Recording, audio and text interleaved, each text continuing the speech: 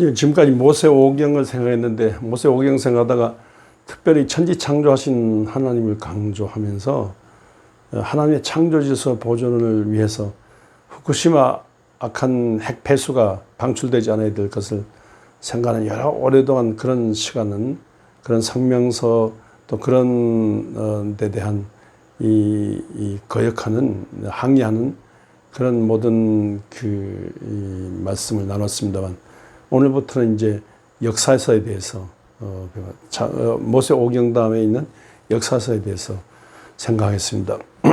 역사서는 여호수아, 사사기, 룻기, 사무엘 상하서, 열왕기 상하서, 역대기 상하서, 에스라, 느헤미야, 에스더서입니다.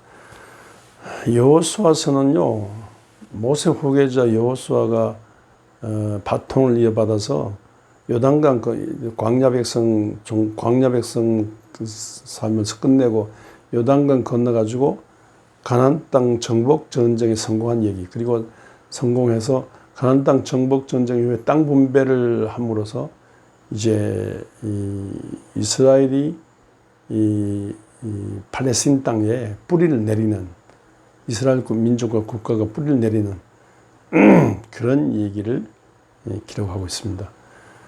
그 다음에 이제 사사기는요, 여호수아가 전쟁 이기고 뿌리를 내리는 그런 일하고 끝났지만, 그러나 이 육적인 세계, 아주 다른 영적인 용어로, 신앙적인 용어로 육적인 이 팔레스틴 땅에 들어가는데 영적인 나라가 육적인 나라에 들어가니까 계속 싸움이 있는 거예요. 그래서 완전히 섬멸해야 되는데 여호수아 시대 때 완전히 섬멸하지 못했어요. 그래서 섬멸하지 못한 상황에서 대세는 기울어졌는데 완전히 섬멸하지 못한 상황에서 이제 끝냈기 때문에 사사 시대는 수백 년 동안 계속 밀었다 당겼다 싸우는 거예요. 육적인 이스라엘의 영적인 세력과 팔레스타인의 육적인 세력이 영육이 싸우는 거. 우리 몸 속에도 육의 세력이 있고 영의 세력, 현경막 이상의 세력, 현경막 이하의 세력, 우리 몸에도 육적인 세력과 영적인 세력이 있지 않습니까? 그러니까 세속 사회도 그렇지 않습니까? 그 영적인 이스라엘이 들어갔는데 육적인 이 원주민들이 못 받아들인 거예요. 그래서 계속 싸웠는데, 영적인 세력이 한마디로 신앙이 강하면, 여호와 중심의 신앙이 강하면 이기고, 육적인 팔레스타인이 강하면 지고, 그러니까 신앙이 강하면 이기고 신앙이 약하면 지고, 그걸 계속해서 반복하는 이 과정에서 믿음 좋은 사사들이 나타나서 막 뒤흔들고 이렇게 방향 잡아가는 이런 그 기록해 놓은 것이 사사기입니다. 그리고 이제 이 사사기 말기에 사무엘이라는 분이 등장했는데 예언자이고 또 마지막 사사라고 볼 수 있죠.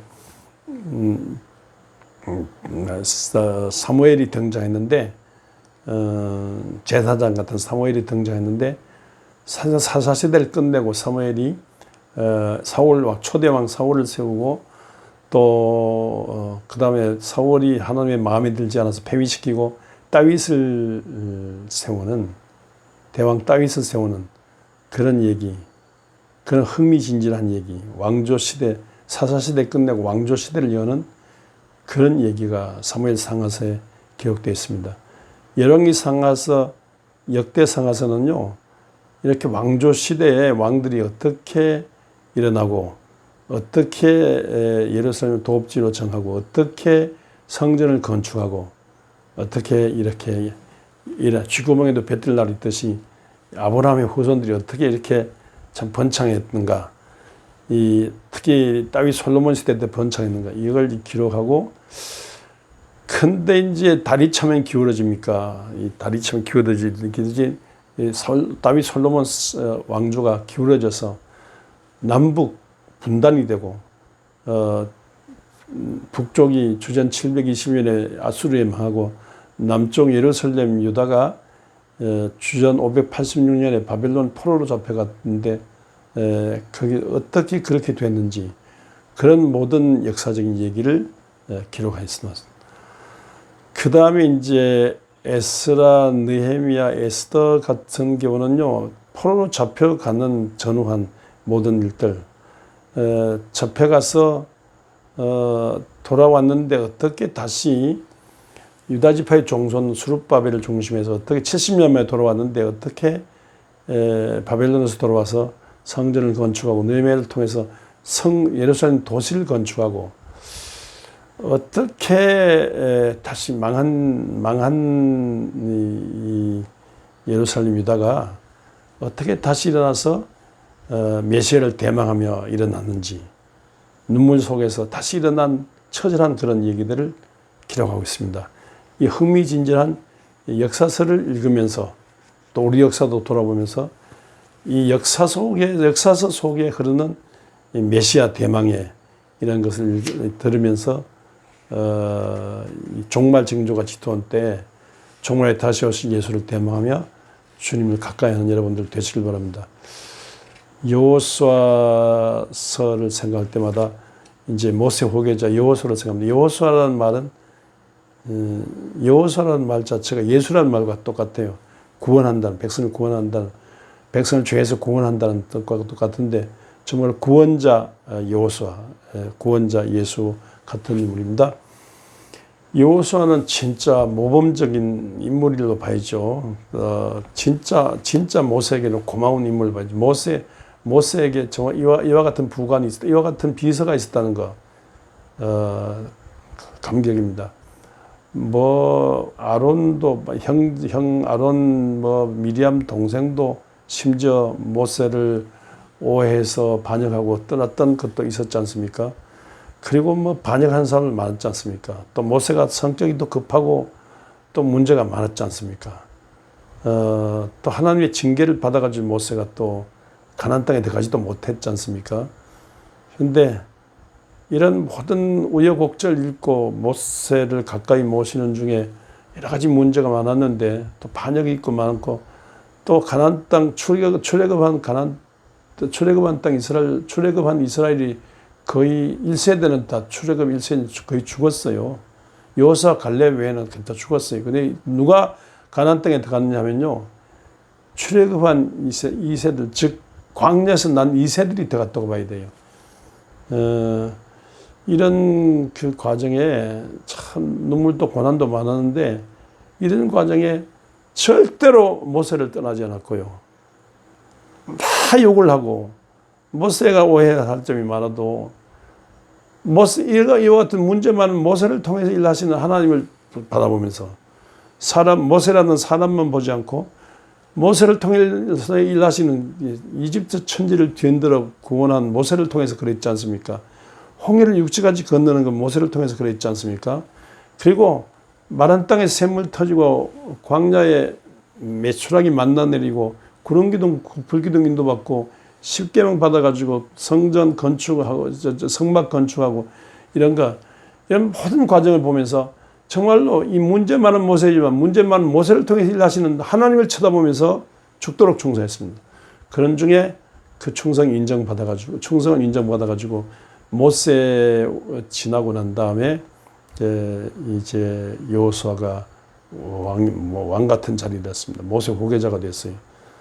모세 후계자가 돼서 가나안 땅으로 들어가는데 요단강 건너 가나안 땅 들어가는데 여호수아 자신도 그렇고 남들 보기도 그렇고 막강한 모세 후계자로서 어떻게 이게 당신이 할 수 있느냐고 자신도 못하겠다는. 그런데 하나님께서 모세에게 함께 하시던 하나님이 너와 함께 한다.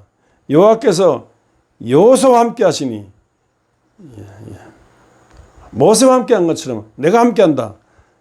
여호수아와 함께 하나님이 함께 하시니 이걸 확신 주시고 여호수아는 믿습니다. 가겠습니다. 해서 여호수아와 함께 하시던 모세에게 함께 하시던 하나님이 여호수아도 함께 하신다는 그런 사람으로 되었습니다. 그래서 모세 없으니까 우리는 이긴다 생각했는데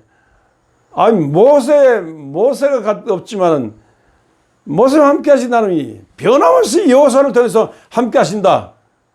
이렇게 생각하니까 고대 신들의 전쟁 같은 그런 상황이니까 아이고 모세를 통해서 기적을 일으키는 하나님께서 여호수아를 통해서 변함없이 기적을 일으킨다.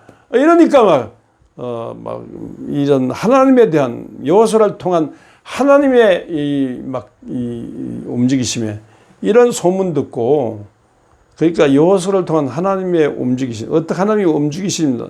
하나님 요단강 건너서 하나님께서 하나님의 법궤를 상징하는 하나님 임재를 상징하는 법궤를 앞세워서 막 하니까 막 파죽지세로 무너지는 겁니다. 그래서 파죽지세로 쳐들어가서 그래서 이 가나안 땅 정복전 31개 왕을 처리하고 31개 왕국 접수하고 그 중에 이제 기본 족속은 이미 대세가 기울어진 걸 알고 항복해서 거짓으로 항복하는 그런 일이라고.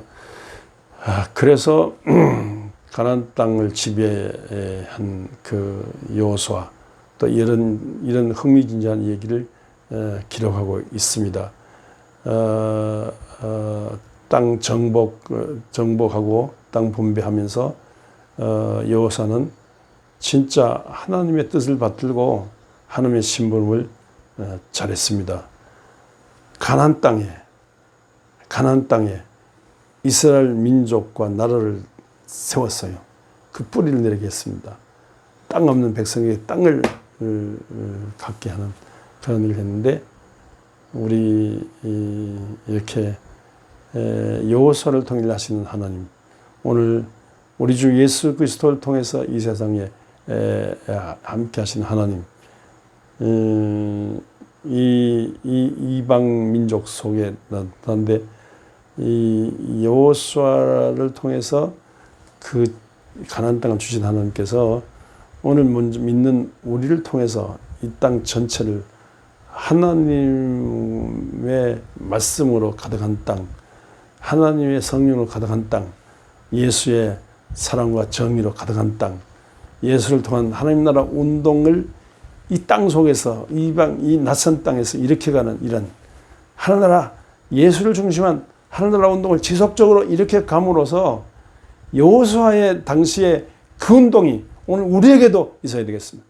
다시 오실 예수 그리스도를 대망하면서 이 끊임없는 교회를 통해서 끊임없는 여호수아 예수 구원의 운동을 펼쳐가는 끊임없는 하나나라 운동을 펼쳐가는 우리 모두가 될 수 있기를 주의 이름으로 축원합니다.